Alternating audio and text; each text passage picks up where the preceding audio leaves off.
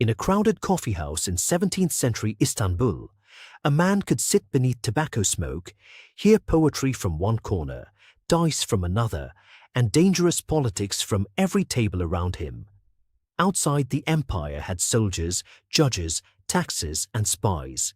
But inside that room, power moved through a small porcelain cup filled with a dark, bitter drink. Men argued over governors, merchants whispered about prices, storytellers mocked the powerful just softly enough to survive, and all of it happened because of coffee. That is the strange thing about the drink. Many people pour half asleep into a mug before work. It feels ordinary now. It sits beside the toaster, under office lights, inside paper cups, on a morning commute, sweetened with milk, ordered through an app, and forgotten on a desk before it goes cold. But the road into that cup was never ordinary. Coffee was prayed over, banned, smuggled, guarded, stolen, taxed, rationed, branded, and grown by people who often never shared in the wealth it created. Not for gold, not for silk, not for land, but for a red berry from the highlands. Merchants built monopolies, empires sent spies across oceans, soldiers begged for rations, and plantation owners cleared forests with human bodies as their machinery. The drink that now signals comfort once signaled danger. The place where people met to enjoy it was sometimes treated like a school, sometimes like a marketplace, and sometimes like a threat to the state.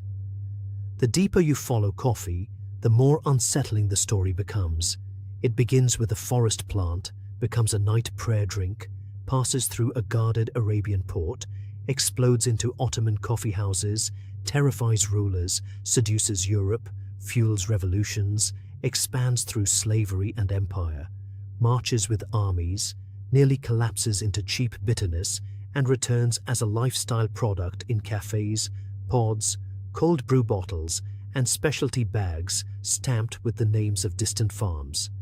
If you like stories where ordinary food turns into empire, trade, obsession, and hidden history, subscribe to Food Empire's History.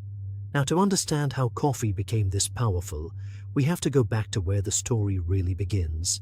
Long before there were cafés, espresso machines, paper cups, or sacks stacked in harbors, coffee lived quietly under the canopy of the Ethiopian highlands.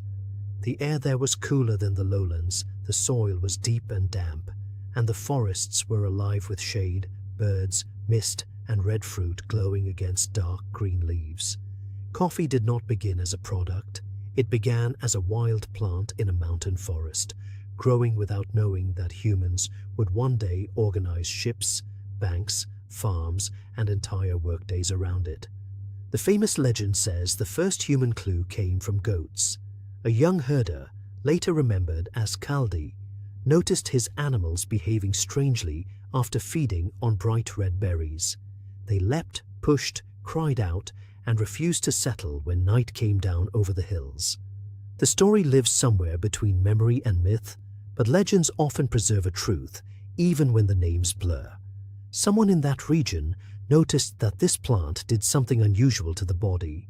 At first, coffee was not roasted, ground, filtered, poured, and served in a cup.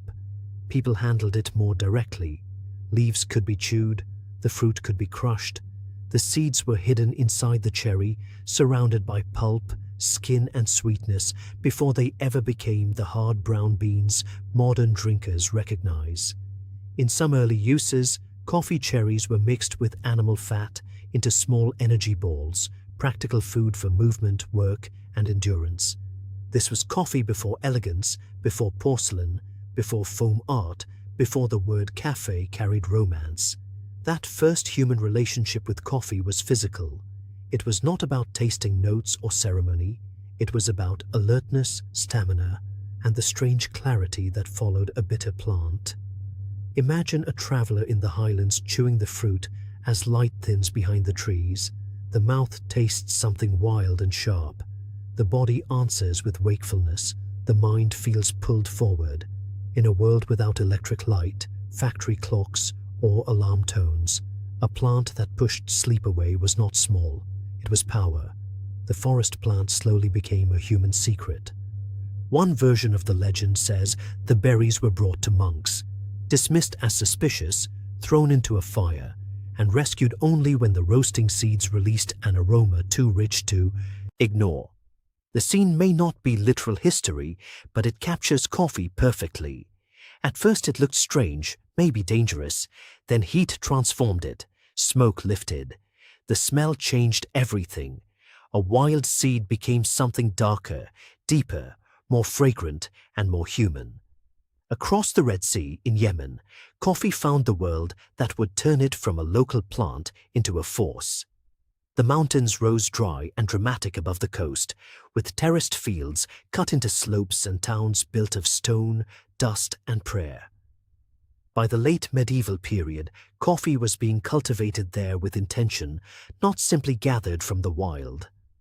The plant that had belonged to forests now belonged to farmers, traders, and religious communities who understood that wakefulness could be organized. Among Sufi communities in Yemen, coffee became part of spiritual discipline. It was used during long nights of devotion, chanting, prayer, and remembrance.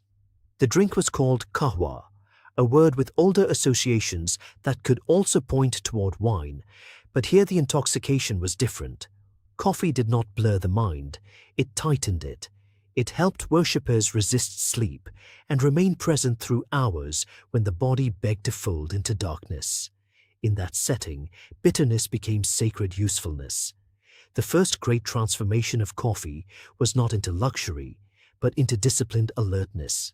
Hands lifted small cups. Steam rose in rooms lit by lamps. Voices repeated sacred phrases while the liquid moved through tired bodies. But the same quality that made coffee useful for prayer made it useful for everything else. A drink that kept worshippers awake could keep merchants calculating, sailors watching, scholars reading, and officials debating. Coffee could stretch the human day beyond the sun. As cultivation grew, Yemen's Red Sea port of Mocha became the gate between coffee's guarded world and everyone who wanted in. Sacks moved through warehouses, scales, customs rooms, and ships waiting in hot harbor air. The name still survives in modern coffee language, often attached to chocolate drinks in cities that have forgotten the port behind the word. The people who controlled that gate tried to protect it, let outsiders crave the drink, but deny them the living seed. This was no longer only ritual, it was monopoly. From Yemen, coffee spread into the wider Islamic world and then into the Ottoman Empire, where it found one of its most explosive social forms, the coffee house. In cities like Cairo, Damascus, Mecca, and Istanbul, coffee houses became crowded public rooms filled with heat, voices, games, poems, deals, smoke, and news. They were not quiet cafes for solitary laptops. They were human engines. Men entered for coffee and left with rumors, alliances, arguments, jokes, and sometimes ideas sharp enough to trouble a ruler. The Ottoman coffee house mattered because it changed where conversation lived. Political talk, literature, and learning had often belonged to more controlled spaces, courts, mosques, schools, private houses, guild rooms. Coffee pulled talk into a public commercial room. A man did not need to be noble to hear news. He needed a coin and a cup. In that sense, coffee did something that frightens elites in every century. It lowered the price of participation. Authorities noticed. In Mecca, officials tried to ban coffee, arguing that it stirred improper gatherings and might violate religious law. In Istanbul, sultans and governors worried about coffee houses as nests of gossip and rebellion. The exact stories vary, and some later accounts sharpen the punishments into legend, but the fear itself was real. Rulers did not merely fear caffeine, they feared people awake together. Then coffee crossed into Europe, and the same pattern repeated with different costumes. Venetian merchants brought the drink through Mediterranean trade. At first, Europeans treated it with suspicion, fascination, and prejudice. It was dark, bitter, foreign, associated with Muslim lands, and unlike the familiar alcoholic drinks that shaped European daily life. Some called it dangerous, some called it medicinal, some called it devilish, and then, as often happens in food history, moral panic lost to taste, profit and habit. European coffee houses spread from Venice to Oxford, London, Paris, Amsterdam, Vienna and beyond. They became places where newsprint, business, science, literature, colonial speculation and political argument moved at the speed of conversation. London coffeehouses were nicknamed penny universities because a man could buy a cup and enter a room thick with information. In one corner, a sailor described a route. In another, a merchant priced risk. Nearby, a writer sharpened an insult. On the tables lay pamphlets, ledgers, newspapers and maps. Some coffeehouses became institutions before anyone knew they were institutions. Lloyd's Coffee House connected ship captains, merchants and insurers, helping shape the world of marine insurance. Other rooms near Exchange Alley fed the financial culture that would help build modern markets.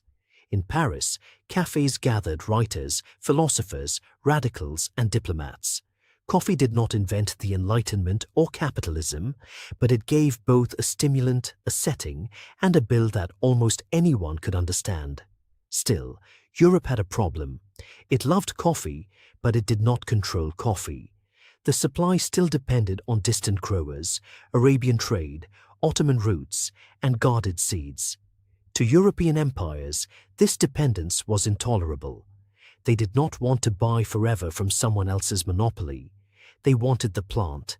They wanted soil, labor, ships, and ownership. Coffee had crossed cultural borders. Now it would cross imperial ones, and every crossing would make the story darker. The Dutch were among the first to break the living monopoly. Through trade, botanical ambition, and colonial reach, coffee plants made their way to European gardens and then to overseas colonies. A plant that had grown under Ethiopian shade and on Yemeni terraces was carried into the machinery of the Dutch East India Company. In Java and other colonial territories, coffee was no longer a guarded mountain crop. It became a colonial crop, measured by acreage, export volume, forced delivery, and profit. France wanted its own coffee empire. The story of Gabriel de Cleo carrying a coffee plant to Martinique in the Caribbean survives because it has everything history loves: danger at sea, a fragile plant, rivalry, scarcity, and obsession. Whether every dramatic detail grew in the retelling, the core truth is stronger than the legend. European powers understood that one living coffee tree could be worth more than a chest of finished beans because a tree contained replication. It contained the future of a plantation. Then Brazil entered the story with a scene almost too cinematic to ignore. Portuguese authorities wanted coffee, but the plant was guarded by rivals. The legend says a Brazilian envoy, Francisco de Melo Palheta, secured seeds from French Guiana through charm, diplomacy, and a bouquet, hiding what the official trade system refused to give. A few fertile seeds, passed through ceremony and secrecy, helped open one of the largest agricultural transformations in modern history. Brazil had land, climate, ports, elites hungry for export wealth, and access to enslaved labor. Coffee moved south through regions that would become famous for plantations, especially Rio de Janeiro, São Paulo, and Minas Gerais. Forests were cleared, estates expanded, roads and railways later connected interior farms to ports. Within the 19th century, Brazil rose from ambitious newcomer to dominant producer, and coffee became one of the engines of its economy. This is where the romance of coffee must stop and the plantation ledger must be opened. The same drink that made European coffee houses feel enlightened was being produced through systems of exploitation that stripped people of freedom, land, family, and life. In the Caribbean, in South America, and in parts of Asia, coffee did not simply spread because people loved the taste. It spread because empires had learned how to turn tropical land and coerced labor into commodities for distant buyers. On a coffee estate, the beautiful image of red cherries on green branches hid a punishing rhythm. Workers cleared land, planted seedlings, weeded fields, picked ripe cherries by hand, carried heavy baskets, pulped fruit, washed beans, dried them in the sun, sorted them, bagged them, and moved them toward export. The cup was small because so much labor had already been compressed into it before it reached the drinker. In Brazil, slavery remained central to coffee's expansion deep into the 19th century. Enslaved Africans and their descendants labored on estates where owners calculated output with chilling detachment. The Atlantic forest was cut back for coffee trees, wealth gathered in the hands of planters, merchants, exporters, bankers, and foreign traders. Meanwhile, the people whose bodies made that wealth possible were denied the basic claim to their own labor. Coffee did not merely benefit from slavery in some distant accidental way. In many regions, slavery was part of the business model. Coffee also moved through rebellion. In Haiti, where plantation systems for sugar and coffee were built on extreme violence, enslaved people rose in the late 18th century and created one of the most consequential revolutions in world history. Across the Atlantic, coffee became entangled with another revolution in a different way. After the Boston Tea Party, tea carried the taste of British taxation for many colonists. Coffee stepped into the space tea left behind, turning from foreign import into a patriotic habit. The 19th century changed coffee with speed, machines, and packaging. Steamships shortened ocean crossings. Railroads linked interior growing regions to ports. Industrial roasting brought more consistent flavor and greater volume. Metal tins, sealed packages, and later vacuum packing helped roasted coffee survive longer on shelves.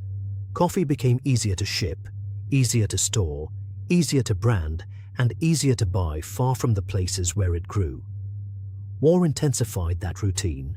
During the American Civil War, Union soldiers valued coffee with an almost emotional attachment.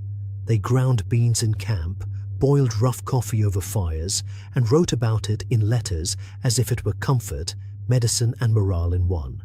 For men sleeping in mud, marching through cold, and waiting under fear, coffee was not a lifestyle choice. It was heat in the hand, bitterness on the tongue, and a few minutes of control in a world of violence. The Confederacy, cut off from supplies, struggled to get real coffee and turned to substitutes made from things like chicory, acorns, grains, or roots. That shortage mattered because coffee had become more than taste. It was a military comfort, a stimulant, and a symbol of supply strength.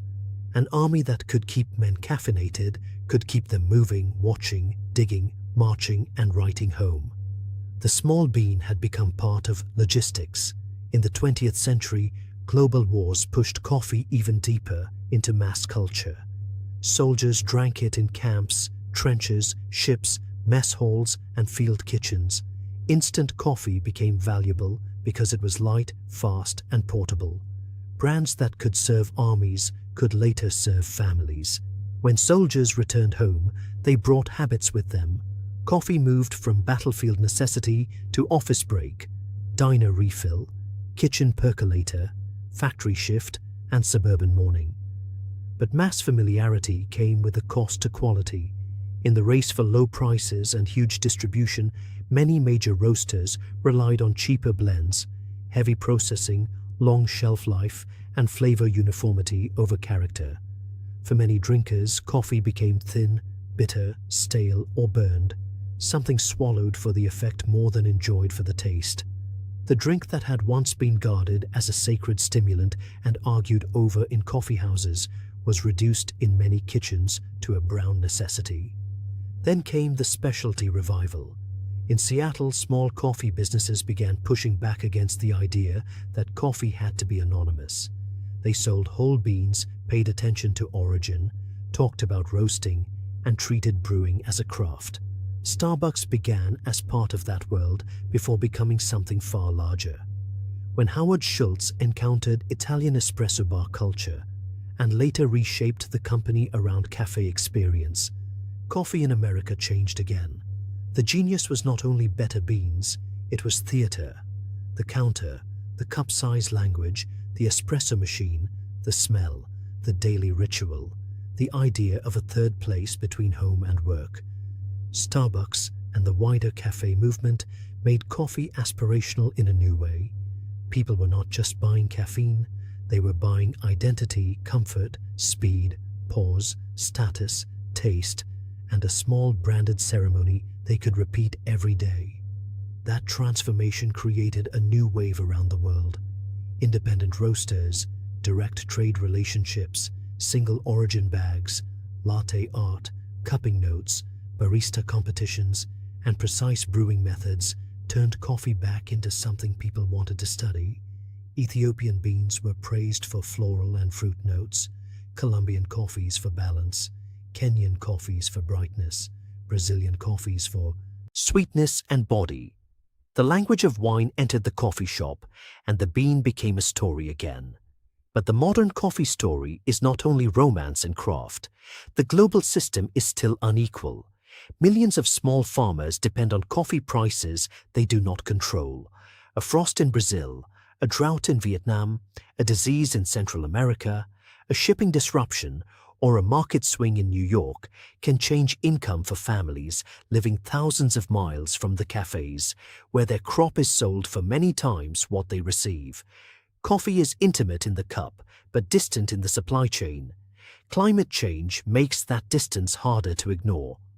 Arabica coffee, the species most prized for specialty flavor, is sensitive to heat, disease, and altitude. As temperatures rise and weather becomes less predictable, farmers in traditional regions face lower yields, pests, leaf rust, and pressure to move cultivation uphill where land may already be used, protected, or inhabited. The future of coffee may depend on places the consumer never sees and choices the consumer rarely has to make. The modern shelf hides the empire in plain sight. A supermarket aisle can hold instant coffee from global brands, pods locked in aluminum and plastic, bags stamped with mountains and farmers, syrup-flavored drinks, canned lattes, decaf jars, organic blends, and bargain tubs large enough for a workplace. Each package simplifies the story. It gives you origin as decoration, flavor as promise, and convenience as command. It rarely gives you the whole map, and yet the map is there. Ethiopia is there in the wild ancestor. Yemen is there in the old port name. The Ottoman world is there in the coffee house. London and Paris are there in the politics and printed words. Java is there in colonial memory. Brazil is there in scale. Haiti is there in the warning of plantation violence. The American Revolution is there in the shift from tea. The Civil War is there in the campfire cup. Milan and Seattle are there in the espresso bar and the branded cafe. The next time coffee blooms in hot water, it will still smell familiar. The steam will still rise softly from the cup. The first sip may still feel like a small private rescue from sleep, but behind that ordinary moment is a forest, a monastery, a Yemeni terrace, a Red Sea port, an Ottoman room full of dangerous conversation, a European coffee house buzzing with markets and pamphlets, a Caribbean hillside, a Brazilian estate, a soldier's campfire, a factory roaster, a grocery shelf, and a barista pulling a shot under bright lights. Coffee survived because it fit into almost every human hunger. The hunger to wake up, the hunger to gather, the hunger to pray longer, think faster, trade farther, work harder, sell more, rebel louder, brand better, and feel for one warm minute more capable than before. That is its gift and also its danger. It makes pressure feel like energy. It turns exhaustion into a ritual. It lets the world demand more from the body, then sells the body a way to answer. So coffee is not just a drink, it is one of history's most successful disguises. It hides empire inside aroma, labor inside convenience, rebellion inside routine, and centuries of human ambition inside a cup small enough to hold with one hand. You do not have to stop enjoying it to understand it differently. But once you know the story, the cup changes. The bitterness has memory, the warmth has distance, the morning habit has a shadow. And tomorrow, when someone pours coffee into a mug without thinking, the old story will begin again in miniature. Red cherries, guarded seeds, crowded rooms, stolen plants, forced fields, ships, soldiers, machines, brands, cafés, and tired hands will all be present for a moment in the steam. If this story changed the way you see coffee, subscribe for more hidden food histories. Because the foods that feel most ordinary are often the ones that built the world.